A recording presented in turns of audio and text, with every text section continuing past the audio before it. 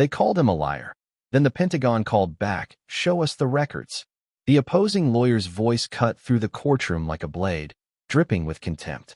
"Oh wait, they don't exist because you're lying." Laughter rippled through the gallery. Even the court reporter smirked behind her notes. The man in the witness stand didn't flinch, didn't argue. He sat quietly, weathered hands folded in his lap, eyes staring straight ahead as if he had heard it all before, as if he had been waiting for this moment. No one in that packed courtroom, not the sneering lawyers, the rolling-eyed jury, or the increasingly uncomfortable judge, knew what was about to happen. Time ticked down silently as the tension thickened. The disbelief and scorn filled the room, but beneath the surface, an undeniable truth was stirring, ready to break through the walls of skepticism. Exactly 2 hours and 17 minutes later, the courtroom clerk's phone rang. The room hushed as the clerk answered, and a voice on the other end said just 4 words, "This is the Pentagon." Those words brought the laughter to an abrupt halt, shattering the doubt and forcing everyone to confront a reality far beyond their expectations. In that instant, the man who had been labeled a liar would become the catalyst for a revelation that would change everything. The courtroom's assumptions would crumble, replaced by the power of truth, loyalty, and the unbreakable bonds forged by those who serve. Welcome to the Veteran Voices. Before we dive into this incredible story of truth, lies, and justice, tell us in the comments from which city in the world are you watching this video today. And if you believe stories like this deserve to be heard, please hit that subscribe button to support our channel. We're growing every day, and I sincerely thank you for being part of this journey. The federal courthouse in downtown Richmond sat like a fortress of marble and glass, its imposing columns casting long shadows across the morning sidewalk.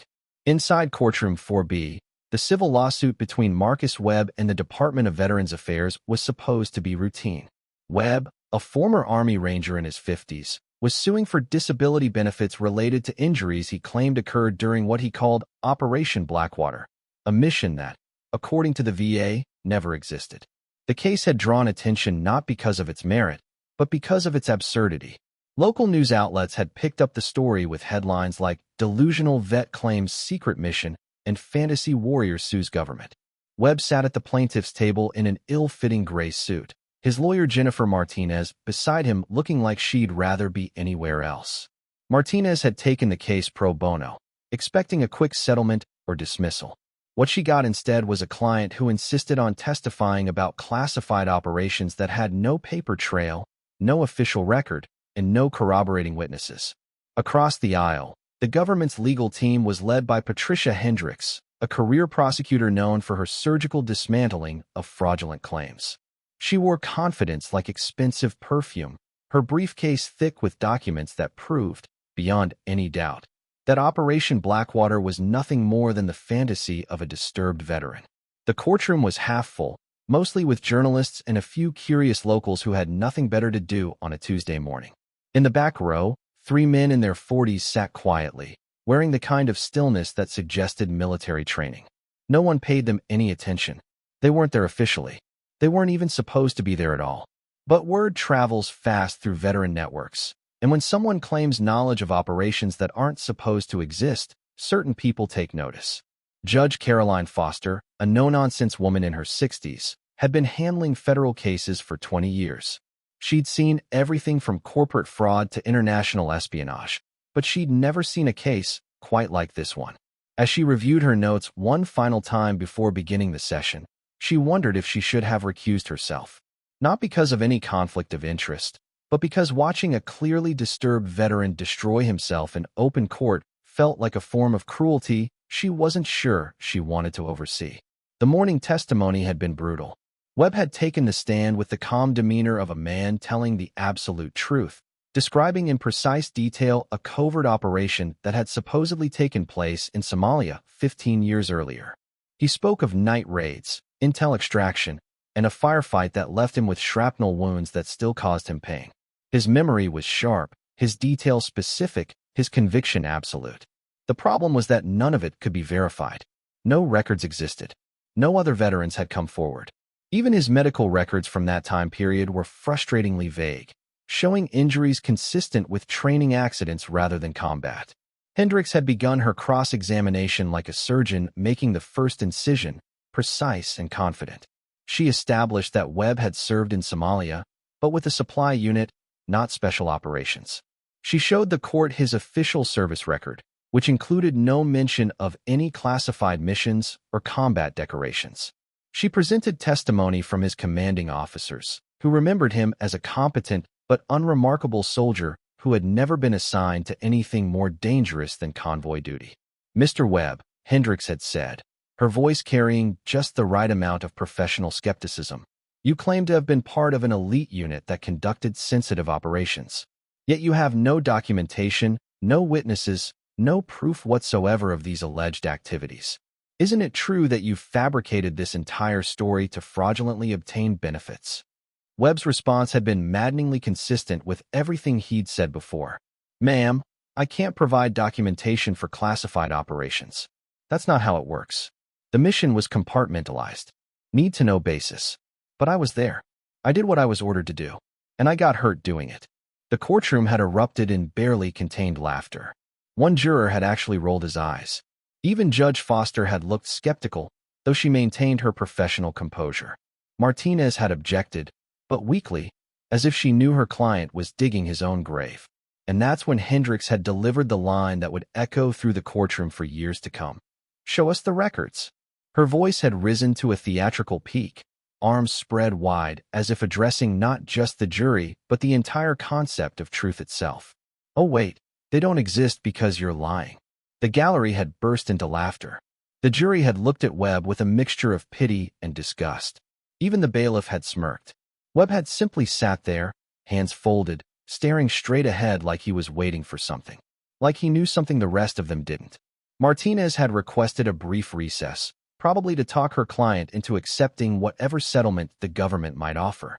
Judge Foster had agreed, grateful for a break from what was becoming an increasingly uncomfortable spectacle. As the courtroom emptied, Webb remained seated, unmoved by the whispers and pointing fingers of the departing crowd. The three men in the back row had lingered longer than the others, their eyes not on Webb but on the exits, as if they were watching for something. The lunch recess stretched longer than usual. Martinez had indeed tried to convince Webb to settle, but he'd refused with the same quiet certainty he'd shown throughout the trial. He wasn't angry about the mockery, wasn't defensive about the accusations. He just sat in the empty courtroom, waiting. When asked what he was waiting for, he'd simply said, "The truth has a way of coming out." At 2:17 p.m., the courthouse phone rang. The clerk, Mary Patterson, had been working at the Richmond Federal Courthouse for 12 years. She'd answered thousands of calls from lawyers, reporters, and confused citizens. But she'd never answered a call quite like this one. The voice on the other end was crisp, official, and carried the unmistakable authority of someone who expected to be obeyed without question. "This is Colonel James Reeves, Office of the Secretary of Defense. I need to speak with Judge Foster immediately regarding a case currently under review in her courtroom." Patterson had handled enough military calls to know the difference between someone pretending to have authority and someone who actually possessed it. This voice belonged to the latter category. "I'll connect you right away, sir." Judge Foster was in her chambers, reviewing notes for the afternoon session when her phone rang. What she heard in the next 5 minutes would change not just the trajectory of the Webb case, but her entire understanding of how classified operations functioned in the modern military. "Your Honor, this is Colonel Reeves. We understand there's a case involving classified operations currently under review in your court. We're prepared to send a representative to authenticate certain sensitive materials, but we need to establish proper security protocols first." Foster had handled classified information before, but never in the context of a civil lawsuit that seemed to be based on pure fantasy. "Colonel, with all due respect, we've seen no evidence that any classified operations are involved in this case. The plaintiff has made claims, but—" "Your Honor," Reeves interrupted, his voice carrying the weight of someone who rarely had to repeat himself, "I'm not calling to discuss evidence. I'm calling to inform you that we're sending someone to your courtroom with materials that will require immediate security clearance verification for all present parties. This is not a request." The line went quiet for a moment. Foster found herself staring at the phone as if it might provide additional context for what was happening. "Colonel, are you telling me that Mr. Webb's claims have merit?" Your Honor, I'm telling you that there are aspects of this case that fall under national security protocols. My representative will arrive within 2 hours with documentation that will clarify the situation. Please ensure that your court reporter is cleared for confidential material. The call ended, leaving Foster staring at her phone with the uncomfortable realization that she had no idea what was actually happening in her own courtroom. She'd been a judge long enough to recognize when something was bigger than it appeared, but she'd never experienced anything quite like this. The case that had seemed like a clear example of a deluded veteran trying to scam the system was suddenly surrounded by Pentagon phone calls and security clearances. She pressed her intercom button. "Mary, please inform both counsels that we're delaying the afternoon session by 2 hours. Something has come up." Back in the courtroom, news of the delay spread quickly. Hendricks was furious, assuming that Martinez had pulled some kind of procedural stunt. Martinez was confused, having received no advance notice of whatever was causing the holdup. The journalists were intrigued, sensing that a routine fraud case was about to become something more interesting. And Webb? Webb just nodded, as if he'd been expecting this all along. The 3 men in the back row exchanged glances. One of them pulled out a phone and sent a brief text. "It's happening." At 4:15 p.m., a black sedan pulled up to the courthouse. The man who emerged wore a dress blue uniform with ribbons that suggested a career spent in places that didn't officially exist.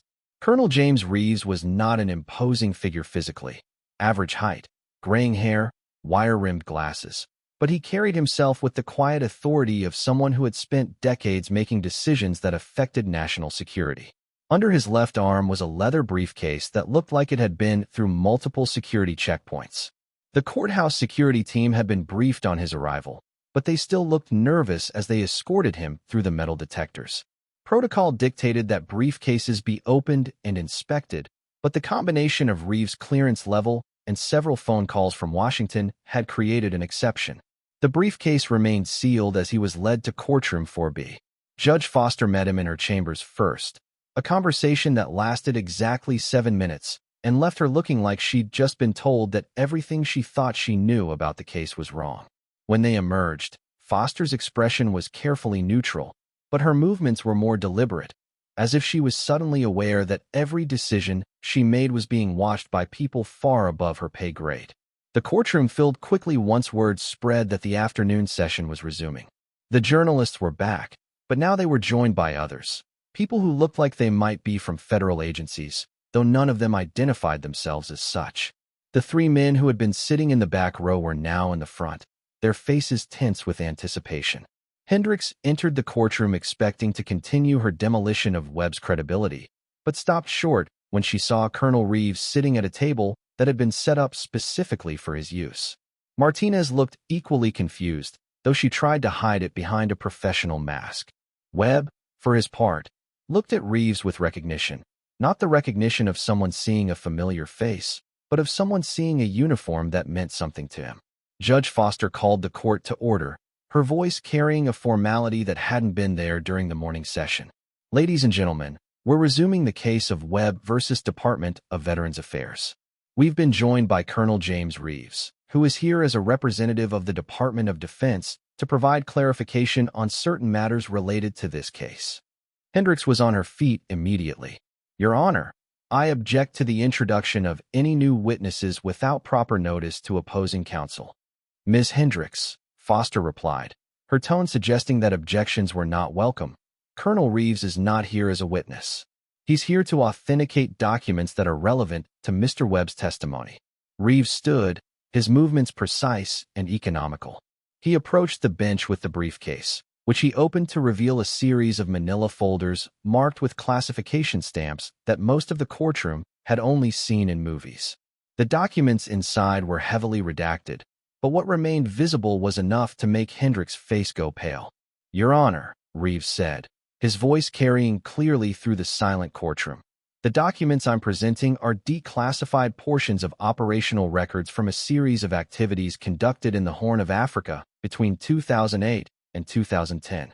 These operations were classified at the highest levels and have remained so until today." He pulled out the first document, a mission summary that had been redacted to the point where only dates and operational codes were visible. but those codes matched exactly with the details Webb had provided in his testimony. Operation Blackwater was a legitimate covert operation conducted by a joint task force of Army Rangers and Special Operations personnel. The mission involved intelligence gathering and direct action activities in support of counterterrorism objectives. The courtroom was dead silent. Hendricks looked like she'd been slapped. Martinez was frantically taking notes, though she seemed to be writing more out of shock than professional necessity. The jury was staring at Reeves like he'd just declared that the moon was made of classified cheese. Reeves continued, pulling out additional documents. Staff Sergeant Marcus Webb was assigned to this operation as part of a specialized unit tasked with intelligence extraction and reconnaissance. His service record reflects a cover assignment with a supply unit to maintain operational security. His injuries, as documented in these medical reports, were sustained during combat operations on November 15, 2009, when his unit came under enemy fire during a raid on a suspected terrorist compound. He placed a medical report on the evidence table, this one less heavily redacted than the others. The description of Webb's injuries matched exactly with what he'd testified to earlier in the day. Shrapnel wounds from an improvised explosive device. Burns on his left arm and shoulder. Concussion from the blast impact. The nature of these operations required strict compartmentalization, Reeves explained, his eyes moving from the judge to the jury to the lawyers. Personnel involved were required to maintain cover identities and could not discuss their actual assignments with anyone, including family members and medical personnel not cleared for the information. Mr. Webb has maintained this operational security for 15 years, even when it meant appearing to lie under oath rather than compromise classified information. Hendricks found her voice, though it came out smaller than before. Your Honor, how do we know these documents are authentic? How do we verify? Reeves turned to face her directly, his expression unchanging but somehow more intense. Ms. Hendricks, I am a colonel in the United States Army with 30 years of service and a security clearance that allows me access to information that could affect national security. When I present documents in a federal courtroom and authenticate them under oath, that authentication carries the full weight of the United States military. Are you questioning the integrity of the United States Army? The question hung in the air like a challenge. Hendricks looked around the courtroom as if seeking support, but found only stares of varying degrees of hostility. She sat down without another word. Judge Foster, who had been listening with the careful attention of someone trying to understand a situation that had moved far beyond her experience, leaned forward slightly. Colonel Reeves, are you testifying that Mr. Webb's claims about his service are accurate? Your Honor, I am testifying that every material claim Mr. Webb has made about his service in Somalia is supported by official records. His assignment to classified operations, his injuries sustained in combat, and his conduct during those operations are all documented and verified. He has been unable to provide proof of his service not because he was lying, but because he was following orders to maintain operational security. Reeves paused, scanning the courtroom with the calm assessment of someone accustomed to high-stakes situations. Mr. Webb has spent 15 years in pain, both physical and emotional, because he chose to honor his oath to protect classified information rather than provide proof that would have made his life easier. He has endured mockery, skepticism, and accusations of fraud because he put his duty to his country above his personal comfort. He turned to face Webb directly. Staff Sergeant Webb, on behalf of the United States Army and the operations you participated in, I want to publicly acknowledge your service and sacrifice. Your actions in Somalia saved lives and protected national security interests. Your silence since then has been in keeping with the highest traditions of military service. What happened next would be remembered by everyone in that courtroom for the rest of their lives. Colonel Reeves, a career officer who had spent 3 decades in positions of authority, came to attention and rendered a crisp military salute to Marcus Webb. The 3 men in the front row immediately stood and saluted as well, revealing themselves as veterans who had served with Webb in operations that officially never existed. Webb, who had maintained his composure throughout hours of mockery and accusations, finally showed emotion. Tears ran down his weathered cheeks as he struggled to his feet and returned the salute. The courtroom was absolutely silent except for the quiet sound of grown men crying. Judge Foster, who had been trying to maintain judicial composure, found her own eyes watering. She looked at the jury, half of whom were openly weeping, and then at the lawyers. Hendricks was staring at her hands, her face red with embarrassment and something that might have been shame. Martinez was crying too, but also taking notes, as if she couldn't believe what she was witnessing. In light of this testimony, Foster said, her voice thick with emotion, and the authentication of Mr. Webb's service record, this court finds that the plaintiff has more than met his burden of proof regarding his disability claim. The Department of Veterans Affairs is ordered to provide full disability benefits retroactive to the date of Mr. Webb's original application, plus interest and penalties for the delay in processing. She paused, looking directly at Webb. Mr. Webb, this court owes you an apology. Not just for the treatment you've received today, but for the treatment you've received from a system that should have protected you instead of forcing you to choose between your oath and your well-being. The gavels came down with finality, but the courtroom didn't immediately empty. People seemed stunned by what they had witnessed, as if they needed time to process the complete reversal of everything they thought they knew. The journalists were frantically typing, trying to capture a story that had transformed from a simple fraud case into something approaching a national security revelation. Hendricks gathered her papers quickly, avoiding eye contact with anyone. As she reached the courtroom door, she paused and looked back at Webb, as if she wanted to say something. But whatever words she might have offered were inadequate to the moment, and she left without speaking.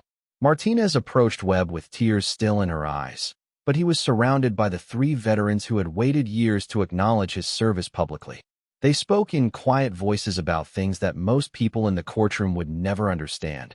Missions that couldn't be discussed, friends who couldn't be mentioned, and sacrifices that couldn't be recognized until someone with the right clearance level decided it was safe to speak.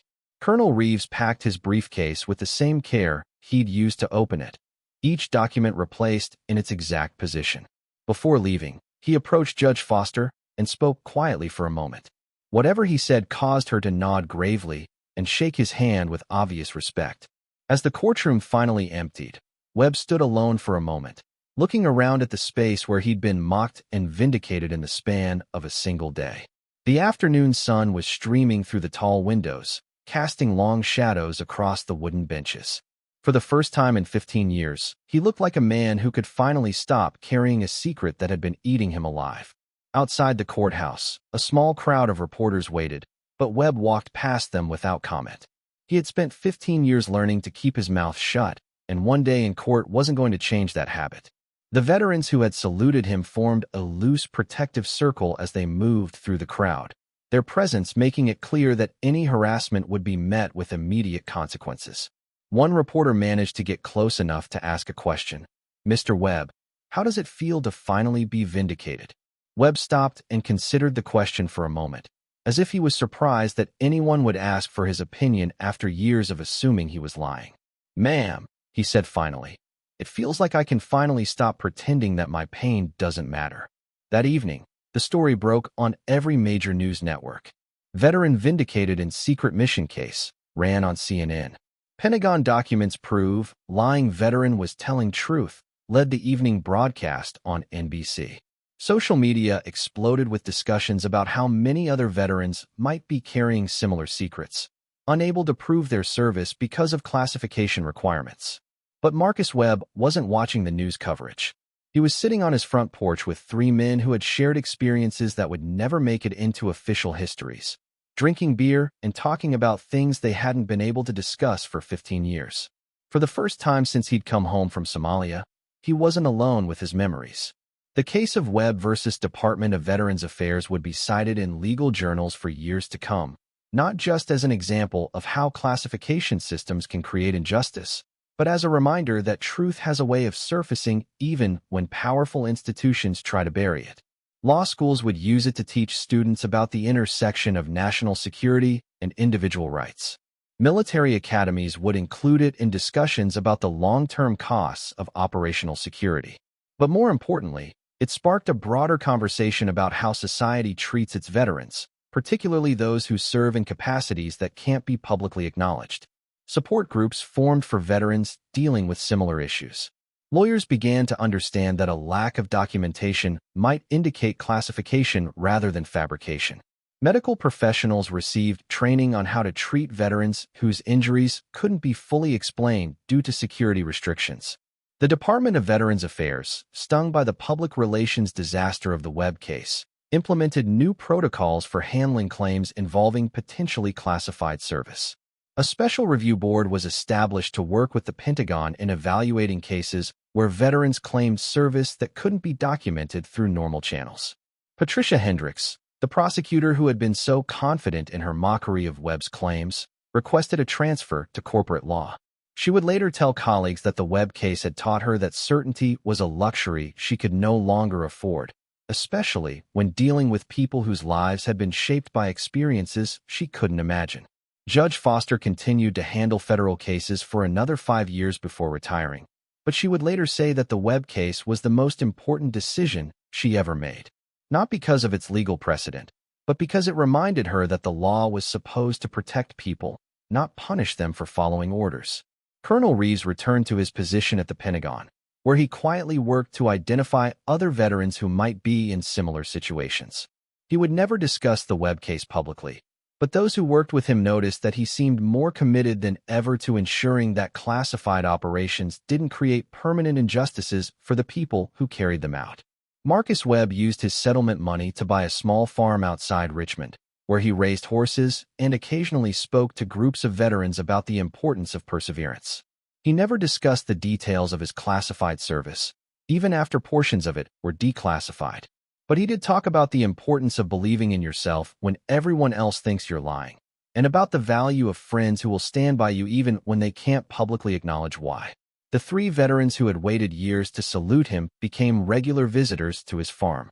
They would sit on his porch in the evenings, drinking beer and talking about everything except the missions that had brought them together. Sometimes silence was more powerful than words, and after 15 years of enforced secrecy, they had earned the right to enjoy each other's company without explaining themselves to anyone. Years later, when journalists would ask Webb about the day he was vindicated, he would always say the same thing. I never needed them to believe me. I needed them to stop calling me a liar. It was a distinction that captured something essential about dignity and truth, and about the difference between vindication and validation. The story of Marcus Webb became a reminder that heroes don't always look like what we expect, and that truth doesn't always come with convenient documentation. Sometimes it comes with a phone call from the Pentagon and a colonel carrying a briefcase full of secrets that finally see the light of day. But perhaps most importantly, it became a story about the power of persistence and the importance of allies. People who will stand up for truth even when it's complicated, even when it's classified, and even when it requires admitting that they were wrong. Sometimes justice isn't about being right from the beginning. Sometimes it's about being willing to change your mind when presented with evidence that challenges everything you thought you knew. And sometimes it's about recognizing that the person you've been calling a liar might actually be the most honest person in the room. This story was brought to you by the Veteran Voices. Before we leave you today, here's our question. Have you ever known someone who never asked for recognition but deserved more than anyone else? Someone who carried burdens they couldn't share, who endured criticism for doing what they believed was right. Tell us in the comments what they meant to you and how their quiet strength influenced your life. And if you think stories like this need to be heard, hit that subscribe button to support the channel. We'll see you in the next one.